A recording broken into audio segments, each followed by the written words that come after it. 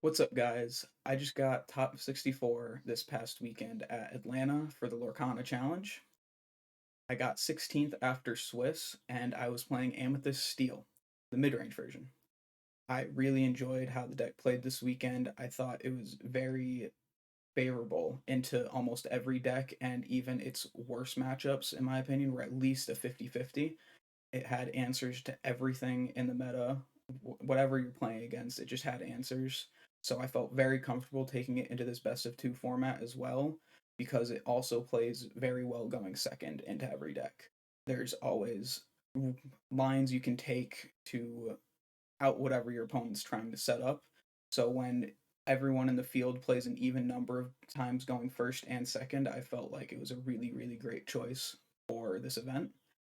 Going into set four, it might not be the best because it's not getting that much support in either of its colors, but I'm definitely going to still be trying it out just because of how versatile it is and it has answers to everything that there could be in the meta.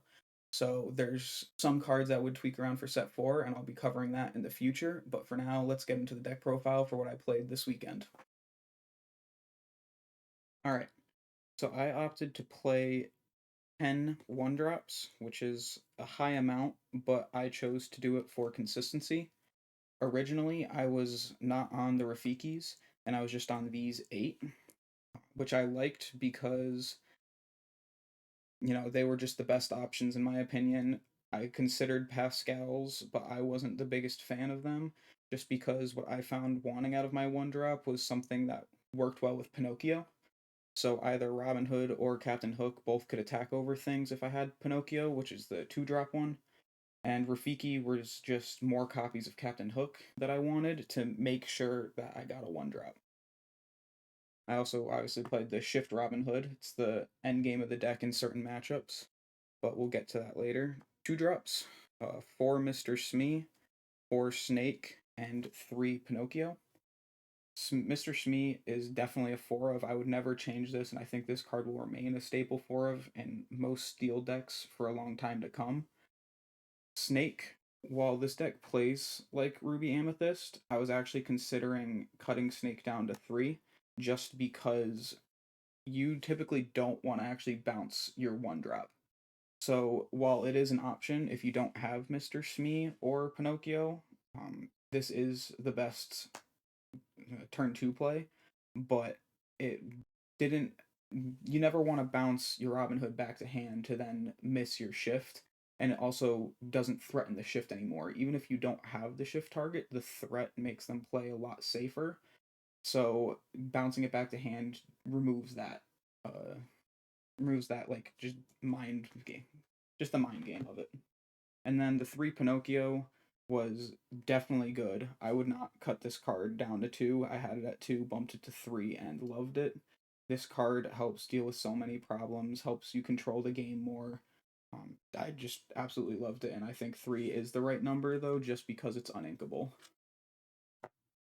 For 3 drops, I got 4 Maleficent. I really, really like consistency, and just the more draws, the better. Um, for Fox, this card's definitely a 4 of just because of its rush keyword. I was actually playing 1 Rush Rafiki from set 1, but I did cut that for the 9th and 10th 1-drop.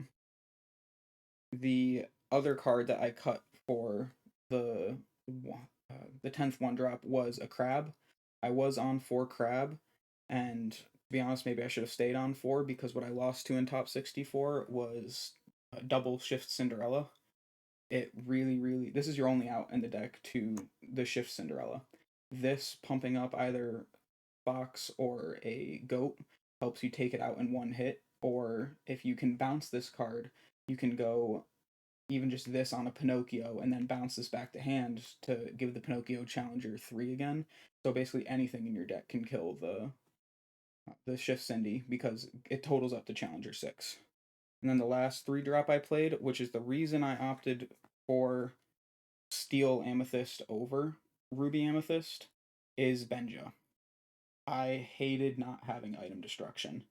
It always lost me so many matchups, especially against the against the Sapphire decks. So having this card helped out a ton against those matchups.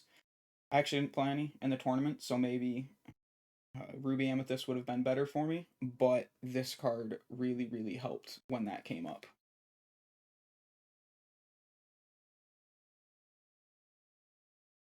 Three cost songs or actions. Play four friends just because it's. I mean, it's the best one of the best cards in Amethyst, and I think this card will be played for a very long time. And I played three smashes. Smash was the second option alongside Pinocchio for dealing with the 3-drop Ursulas.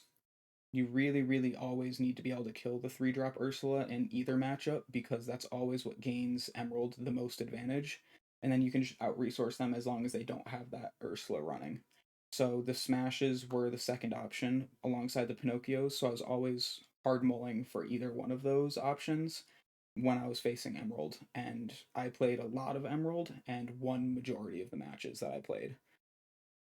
I think I played against 6 Emerald decks in Swiss. I lost 2 games total to Emerald, which goes to show how really strong this deck into Emerald is. So that's also why I'm considering this deck for set 4, is because it's, I think, the best deck into Emerald. 4 drops, we got the Merlins, we got the Rabbits and Goats. These cards are pretty self-explanatory. They're the heart and soul of the bounce package alongside the Mims, and I would always play 4 of these. There's not too much to say there. The other reason why I love Steel Amethyst over Ruby Amethyst is because of Along Came Zeus. Being able to sing them with your 4 drops and then bounce them back to hand instead of just going for a quest 1 gets you a lot of advantage and just helps you just pull ahead in the game. So it helps you utilize the advantage that you get by drawing cards. And the last 4 cost card was 3 Queen's Castles. This card helps also win in the Emerald matchups, just when you're low on cards.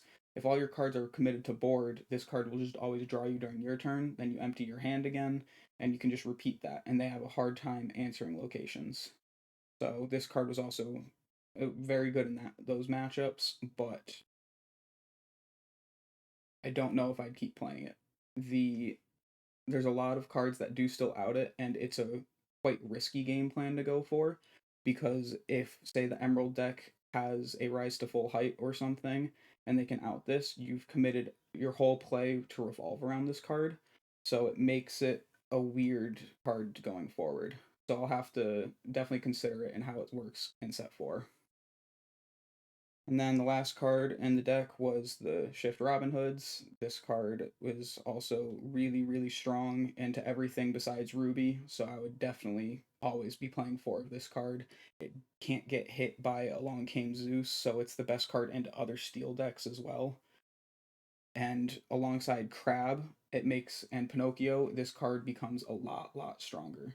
So I would definitely I love this card. This card's one of my favorite cards right now, so another fun reason to play Steel.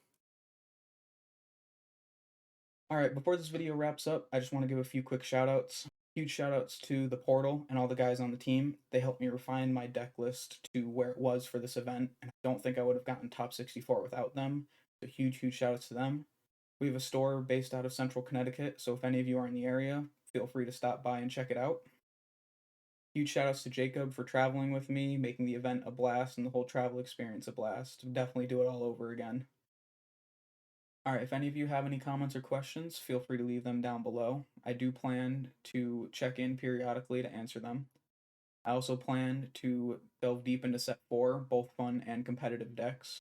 So if any of you are on the lookout for those, definitely subscribe and stay tuned for any upcoming videos. And with that, have a nice day and stay safe.